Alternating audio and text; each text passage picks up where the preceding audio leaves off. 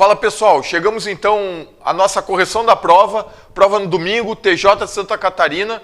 Vou fazer o comentário aí da prova de analista administrativo. Meu nome é Gustavo, eu sou professor aqui do Rico Domingos de Administração Financeira Orçamentária.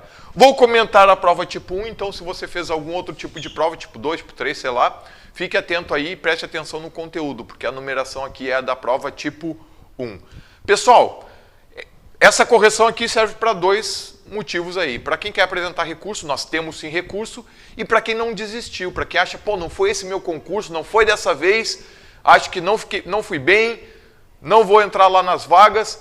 Pô, um dia de luto, pessoal, absorve e vamos continuar os estudos. Então vamos utilizar agora essa correção para o quê? Massificar conhecimento, direcionar o nosso estudo sequente aí, subsequente, para a direção daqueles temas que a gente ainda está com dúvida, que a gente tem maior dificuldade. A banca explorou de uma maneira geral, falando da prova, tudo que foi abordado em sala de aula, tá ok? Alguns pontos chaves que eu vou até brinquei aí com o pessoal, que a questão Neymar sempre cai e caíram. Pô, o anexo de metas fiscais, está lá na LDO, sempre cai, quase sempre tem essa questão na prova. O outro assunto, relatório resumido de execução orçamentária, relatório de gestão fiscal, caiu na prova, sempre cai isso aí, beleza? Então vamos lá, vamos começar sem perder tempo. Nossa questão 55, primeira questão aqui da nossa matéria, apresentou as técnicas orçamentárias.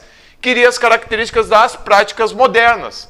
Então nós temos como letra B a alternativa correta, ao meu ver o gabarito está correto. As práticas modernas têm ênfase no impacto econômico do gasto público. Por quê?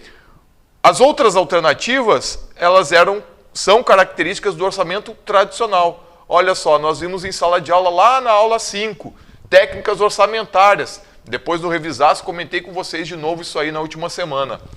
ênfase no objeto, no elemento do gasto, naquilo que se adquire. ênfase no controle político, legalidade, instrumento contábil, aspecto econômico e posição secundária. Até destaquei isso aqui para vocês. Que não tinha preocupação nenhuma com a economia, era mínima, tá ok? As finanças públicas tinham essa característica de neutralidade. Então, o orçamento não era utilizado para atuar na economia. Reforcei isso para vocês. Era ruim? Não, não era, porque antes desse orçamento não existia nada, o executivo podia tudo.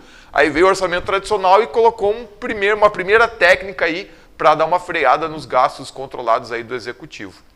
Tá ok? Então, o instrumento do orçamento passou a ser o quê? Simplesmente um meio que passava pelo legislativo, ele era aprovado, virava uma lei. E aí autorizava as unidades administrativas a gastar. Simples assim. Tá ok? Era só isso, bem seco. Atuava na economia? Não. E ele era desvinculado do planejamento. Nós vimos que somente lá com o orçamento-programa que apareceu esse vínculo, esse elo entre planejamento e orçamento. E aí, antes de falar das técnicas modernas, aí, que nós temos principalmente orçamento de desempenho, o orçamento-programa e orçamento base zero também, que cai bastante em concurso, falei que de uma maneira geral o orçamento moderno, lá no final do século XIX, ele abandonou essa neutralidade. Intervenção como corretor de distorções no sistema econômico. O orçamento começou a ser utilizado como instrumento para intervenção na economia. E aí nós temos as funções do orçamento que foram surgindo com o orçamento moderno. Função locativa, distributiva e estabilizadora. Tá ok, pessoal? Então, questão bem tranquila vimos em sala de aula. Tá lá nos slides da aula 5. Questão 56. Reserva de contingência. Isso aqui eu massacrei vocês em sala de aula com questão e teoria. Vimos na aula 1. Tá lá, ó. Olha só o slide. PLOA. O projeto de LOA conterá reserva de contingência. Bati nessa questão em sala de aula. Cuidado, pessoal. Quem contém reserva de contingência é a PLOA. Forma de utilização montante, LDO. Cuidado que as bancas exploram isso aqui. Só que aí a banca foi um pouco infeliz, ela não exigiu conhecimento. Ela deu uma complicada aqui, misturou tudo. Colocou tudo no mesmo pacote. Apresentação, montante e forma de utilização. Alternativa C são atribuídos a LOA e LDO. Montante e forma de utilização é atribuído a LOA? Nós vimos em sala de aula que não. Tá ok? Ainda a banca poderia ter considerado aqui que apresentar quer dizer o quê? Quem é que contém a reserva de contingência? Quem apresenta, quem contém lá a reserva de contingência é a LOA. Quem tem montante e forma de utilização da reserva de contingência é a LDO. E aqui ela atribuiu isso aqui indistintamente aos dois instrumentos. Está errado. Então, não tem alternativa correta, porque ela colocou tudo no mesmo pacote. Vou elaborar lá um recurso e deixar disponível para vocês. Então, segue, ó, na nossa aula de revisão, estava lá, ó, conterá reserva de contingência, PELOA, forma de utilização e montante, LDO. Bati bastante nessa tecla aí durante essa aula de aula. E aí a banca colocou tudo no mesmo pacote e atribuiu os três para a LOA e LDO. Está errado, pessoal, não está. Esse gabarito aí é absurdo. Vamos ver se a banca vai ser séria e vai corrigir isso aí. Questão 57, princípios orçamentários. Questão relativamente tranquila, vocês tinham que raciocinar um pouco, porque ela trouxe aqui, na verdade, a regra de ouro das finanças públicas do nosso país. Tá ok? Uma dessas restrições refere-se à vedação para realizar operação de crédito que exceda o montante da despesa de capital. Isso é a regra de ouro. Nós não trabalhamos diretamente isso aqui como o princípio do equilíbrio. Mas aí na hora da prova era só você analisar o que nós falamos sobre todos os princípios. Discriminação é detalhar a despesa na LOA, não pode ter dotação global. Exclusividade, só pode ter matéria orçamentária, previsão de receita com a fixação de despesa e as exceções condicionais. Não afetação da receita, não pode vincular receita de imposto a fundo, despesa ou órgão, com as ressalvas condicionais. Orçamento bruto, o orçamento deve ser elaborado com as despesas e receitas pelos seus totais, vedadas quaisquer deduções. Então, as outras alternativas, nenhum deles guardava a mínima relação com o limite que tem lá, a vedação que tem lá de realizar operação de crédito que excedam o montante de despesa de capital.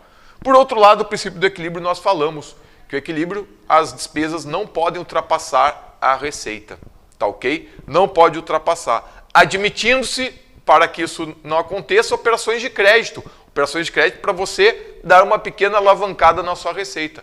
Então, o fato de você ter operação de crédito lá dentro do orçamento não contraria o princípio do equilíbrio.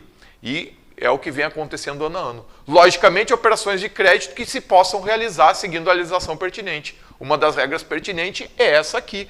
Você não pode realizar operação de crédito que exceda o montante da despesa de capital. As nossas constituições anteriores, elas traziam essa regra do equilíbrio orçamentário. Falava lá que a despesa não podia ultrapassar a receita. Só que isso aí o pessoal percebeu que era uma ilusão. Pô, não tem como. De vez em quando o Estado vai ter que se endividar. Então ela não trouxe a nossa Constituição de 88 essa regra. Essa regra não existe na Constituição Federal. Tá ok? Ela trouxe sim, de uma forma mais tranquila, uma previsão de operações de crédito. Mas trouxe uma regra. Se é para se endividar, é para despesa de capital. Você não vai se endividar para pagar conta, para pagar seu salário de pessoal, despesa de custeio, despesa corrente. Tá ok? Então, alternativa correta, princípio do equilíbrio. Então tá aí, ó. Visa assegurar que as despesas autorizadas não serão superiores à previsão da receita. Serão admitidas operações de crédito para cobrir déficits, desde que respeitada a legislação em vigor. Seguindo então, pessoal, questão 58, bem tranquila, trouxe a regra das emendas individuais. Falei para vocês, pessoal, em sala de aula, que nós temos duas regras, inclusive eu desenhei no quadro. Nós temos uma regra para aprovação das emendas individuais e a outra para execução. Ambas são baseadas em 1,2% da receita corrente líquida. Você só tinha que ter o cuidado para não confundir e alertei em sala de aula, mostrei uma questão que as bancas gostam de trocar. 1,2% da receita corrente líquida de quem? As bancas gostam de explorar isso aí. No caso da aprovação, é 1,2% da receita corrente líquida prevista no projeto de lei encaminhada para o Legislativo, encaminhada do Executivo para o Legislativo. Já na execução, não é 1,2% da receita corrente líquida da lei orçamentária ou da receita prevista no orçamento. É da realizada no exercício anterior, está lá no slide da aula 4. Falei para vocês ainda como alerta, alteração da regra a partir do exercício de 2018, em virtude do novo regime fiscal que foi aprovado lá por emenda constitucional de 2016. Falei para vocês só utilizar isso aqui, que as bancas não estavam explorando, se a banca citasse o novo regime fiscal especificamente ou essa emenda constitucional de 2016. Tá ok? Mas o que a banca citou foi a alteração de 2015. Então está aí. Era só aplicar aquilo lá que nós vimos em sala de aula. Quando você chega na questão, receita corrente líquida realizada no exercício anterior, 180 milhões. 1,2% disso aí, 2,16 milhões, alternativa A, alternativa correta. Créditos adicionais. Pô, pessoal, essa questão aqui foi dada. Créditos adicionais prorrogáveis. Quais são os créditos adicionais prorrogáveis? Especiais e extraordinários, com validade até o final do exercício subsequente. Está lá a regra vista na nossa aula 5 também. Quais são os créditos que podem ser prorrogados? Especiais e extraordinários. Se o ato da autorização for promulgado nos últimos 4 meses. A banca aqui falou aberto nos últimos 4 meses. Isso aí não invalida a questão, porque ela está falando em créditos adicionais prorrogáveis. E aí a única alternativa que se encaixa com a regra que nós estudamos em sala de aula é realmente a alternativa D, a alternativa correta. Questão 61. Essa questão aqui, pessoal, a banca foi além, foi aquela questão fora da curva. Nós temos um dispositivo lá da Lei de Responsabilidade Fiscal que fala que a renúncia compreende anistia, remissão, subsídio, etc. Falei para vocês que o conceito de anistia, remissão, subsídio e crédito presumido geralmente é cobrado em provas de direito tributário. Alertei vocês que em 2 questões anteriores, de todas as 500 que nós tínhamos lá no material, somente 2 aí apareceram questões da banca FGV cobrando o conceito disso aqui. E aí o que eu fiz para vocês? Falei, ó pessoal, para complementar, para aprofundar, disponibilizei um material, tá ok? Que mostrava o conceito aí de cada uma dessas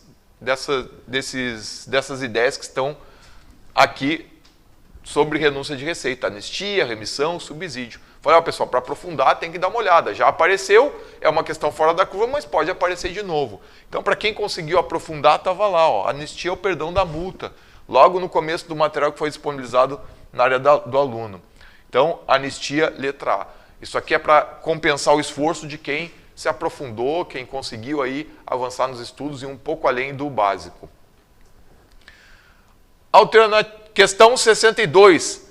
Essa aqui é a questão para mim que tem que ser anulada. Vamos ver se a banca vai ser séria e vai anular. Por quê? Receita recebida pelo consórcio público. Olha só, a questão sobre consórcio público. O nosso edital, ele traz lá, ele é limitante no sentido de colocar o conteúdo que cairá sobre o Manual de Contabilidade aplicado ao setor público, 7ª edição, nosso MCASP. Ele limitou a parte 1, procedimentos contábeis orçamentários, ponto. Acontece que o consórcio público está lá na parte 3, procedimentos contábeis específicos. Então, no momento que o edital limita determinado assunto, ele não pode cobrar o que vai além. Tá ok? Vou elaborar também aí o recurso para essa questão. Vamos ver se a banca vai anular isso aí. O correto seria, né, pessoal? Mas a gente sabe como funcionam as bancas aí. Vai depender aí da boa vontade do pessoal lá olhar isso aí e reconhecer um erro. Vamos ver. É difícil o pessoal querer reconhecer erro dessa natureza. Pessoal, essa questão aqui eu considerei também uma questão um pouco mais difícil, uma questão fora da curva, tá ok? Tirando aquela ali que não estava no edital, essa aqui, para quem realmente aprofundou, conseguiu acertar a questão tranquilamente. A classificação por função, eu destaquei em sala de aula, o que as bancas geralmente cobram 99% das questões, a FGV não é diferente. O conceito de função, o conceito de subfunção. E ainda a matricialidade, porque nós temos uma portaria que estabelece as funções de um lado com as subfunções que estão relacionadas a ela. Tá ok? Só que nada impede que eu pegue subfunções de outras subfunções e relacione com aquelas que não estão relacionadas inicialmente na portaria. Essa é a matricialidade, ela é permitida. Tá ok? Outro assunto, aprofundando, que as bancas gostam de cobrar, a função em encargos especiais, que ela é bem característica, uma agregação neutra. Ela é uma exceção à matricialidade. E geralmente é isso. Dificilmente as bancas perguntam, e tínhamos somente uma questão lá no material de vocês, num concurso da área da saúde, que a banca perguntava quais eram as subfunções da função saúde. E aí agora que ela veio perguntar, por ser um concurso da área judiciária, perguntou quais são as subfunções da função judiciária. Tá ok? Difícil essa para quem estudou aí, seguindo o que recorrentemente cai. Quem foi um pouco mais além aí, pegou essa única questão e resolveu, pô, vou dar uma lida aqui também, pode ter acertado. Mas, apesar disso, sabendo que era o concurso da área judiciária, quando eu trabalho em sala de aula os exemplos, eu sempre puxo aquela função que é da área do concurso. E estava lá no material de vocês, eu até dei o exemplo aqui, função judiciária, as duas subfunções, ação judiciária, defesa do interesse público no processo judiciário. Logicamente, você leu isso aqui como exemplo, se você não focou nisso, pô, esses aqui são os dois da judiciária, pô, beleza. Você simplesmente deu uma lida e prestou atenção na questão da matricialidade, pode ser que você tenha deixado passar batido, mas estava lá no nosso material. Essa é aquela questão fora da curva aí, que realmente para quem tem pouco tempo, na hora de fazer sua estratégia ali, às vezes fica de fora, não é prioridade. Então, eu considero essa questão aí um pouco difícil sim. Se você errou, essa aí não se cobre.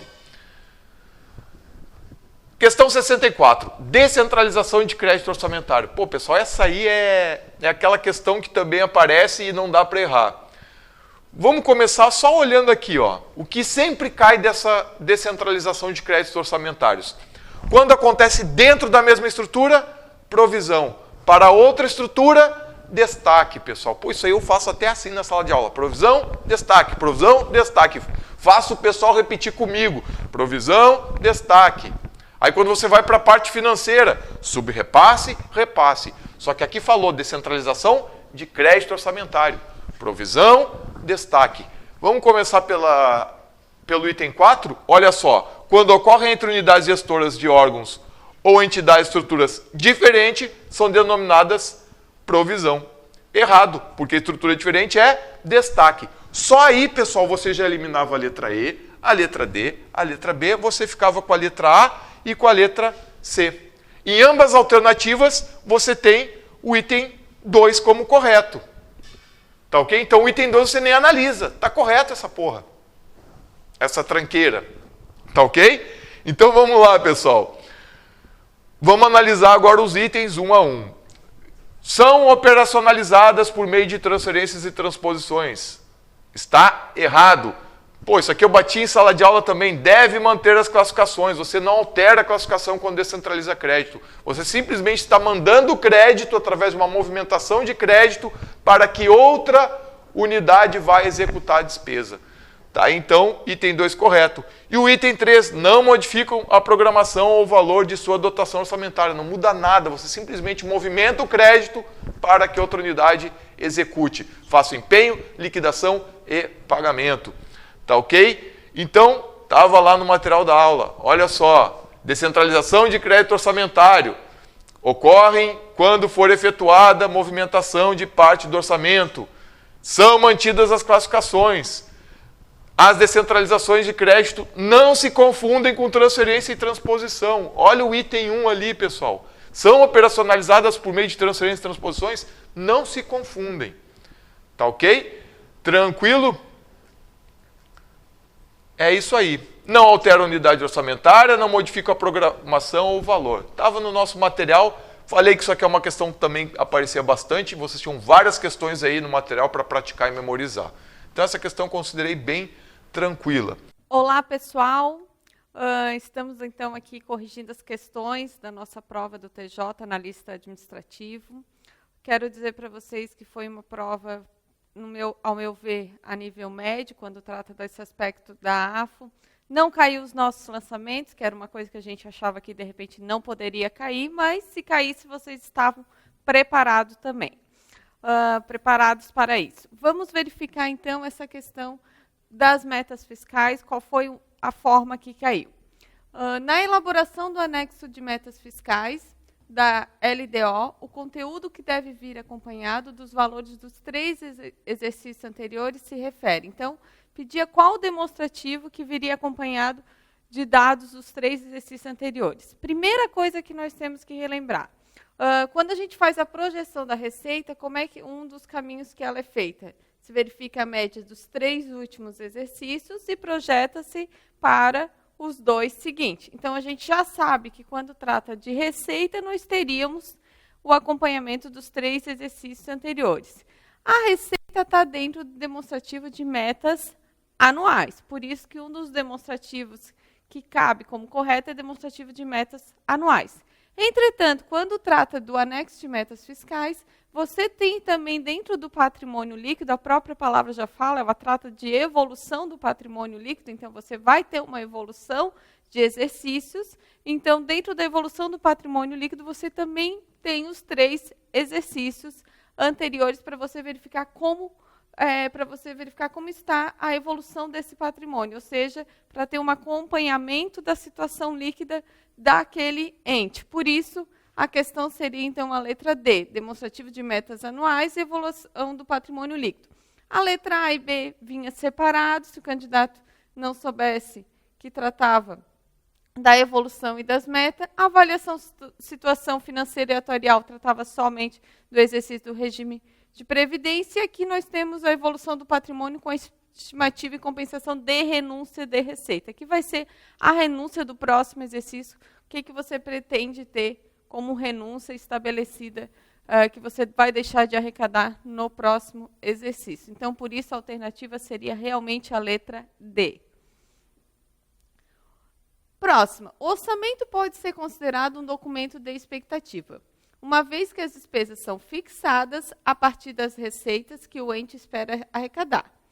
Um instrumento criado para permitir o acompanhamento da arrecadação do gasto, tendo em vista o cumprimento das metas fiscais, é: a letra A falava em anexo de metas fiscais. Pessoal, o anexo de metas fiscais, na verdade, ele não vai estar acompanhando a arrecadação. Ele vai estar a meta que você quer atingir essa arrecadação. O anexo de riscos fiscais, a gente viu que tratava de passivos contingentes, riscos contingentes, ou seja, aqueles passivos contingentes que tratava daquelas questões que podem vir afetar o teu patrimônio, a tua situação patrimonial, que é diferente, porque aqui você está tratando um instrumento criado para permitir acompanhamento da arrecadação. Então, o que eu posso utilizar para ir acompanhando essa arrecadação e gasto? Demonstrativo da renúncia de receita, não tem nada a ver com o assunto, aqui a gente está verificando efetivamente o que foi arrecadado. Demonstrativo de riscos fiscais, como a gente falou, então só poderia ser programação financeira e cronograma de execução mensal de desembolso, ou seja, que você avalia bimestralmente essa programação e essa cronograma de desembolso que você acaba tendo mensalmente o cronograma, que vai estar lá dentro, um pouquinho dentro do nosso REL, dentro do relatório resumido, onde você consegue ver desse acompanhamento, inclusive, que eu consigo depois poder fazer aqueles alertas, caso não seja atingido as nossas metas, que estaria lá no anexo de meta, mas aqui a gente tratava da arrecadação, o acompanhamento da arrecadação, então já estaríamos tratando da segunda etapa, da etapa da execução do teu orçamento. E nós temos mais uma questão que tratava o acompanhamento das informações sobre o montante e execução dos restos a pagar inscritos em um Tribunal de Justiça Estadual é possível por meio de um anexo denominado. Preste atenção, aqui ele estava pedindo sobre o montante e a execução dos restos a pagar do TJ. Então, a questão dos restos a pagar, aonde que ele estaria representado, em qual anexo? Aí dizia, demonstrativo de restos a pagar do réu do respectivo TJ. Demonstrativo dos restos a pagar do RGF do respectivo TJ. Para começar, aqui a gente nem poderia pensar, porque demonstrativo de restos a pagar, ele não está no RGF, sim vai estar no réu. O que nós temos no RGF é aquele demonstrativo de disponibilidade de caixa que é apresentado no último quadrimestre. Então, essa questão estaria fora. Outra questão que a gente já poderia considerar fora é que, se vocês lembrassem que nós falamos várias vezes que o réu ele era publicado pelo Poder Executivo e apresentava no âmbito do ente estadual, ou seja, trazia informações de todo o ente, eu não tinha um específico para o TJ. Então, eu já poderia eliminar a letra A. Era só a gente lembrar das aulas em relação que o réu é uma informação publicada pelo Poder Executivo que traz informações de todos os poderes e órgãos. Por isso, a gente não tinha específico. Letra C, então, demonstrativo dos restos a pagar por poder e órgão do réu no âmbito do ente estadual, que lá vai estar todos os restos a pagar de cada órgão. Demonstrativo de restos a pagar por poder e órgão do RGF, novamente a gente entraria na questão do RGF, novamente na letra E do RGF. Então, o que o candidato ainda poderia ficar em dúvida era a letra A e a letra C, porque vocês sabiam que isso não era um demonstrativo do RGF, e sim do réu. Entretanto, se lembrassem das nossas aulas, que dizia que réu trataria de informações de todo o ente estadual, apresentado pelo Poder Executivo, então nós estaríamos tratando no âmbito do ente estadual. Então, essas seriam as nossas questões, dentro de tudo que a gente viu na disciplina. São questões no nível médio, uma ou outra informação que o candidato teria que pensar um pouquinho mais e tentar fazer esse tipo de ligação como essa questão, que nós teríamos que ligar que o réu é publicado, então, pelo Poder Executivo, mas traz informações de todos os poderes de forma consolidada do ente estadual. Está aí, então, pessoal, a nossa correção das questões do TJ.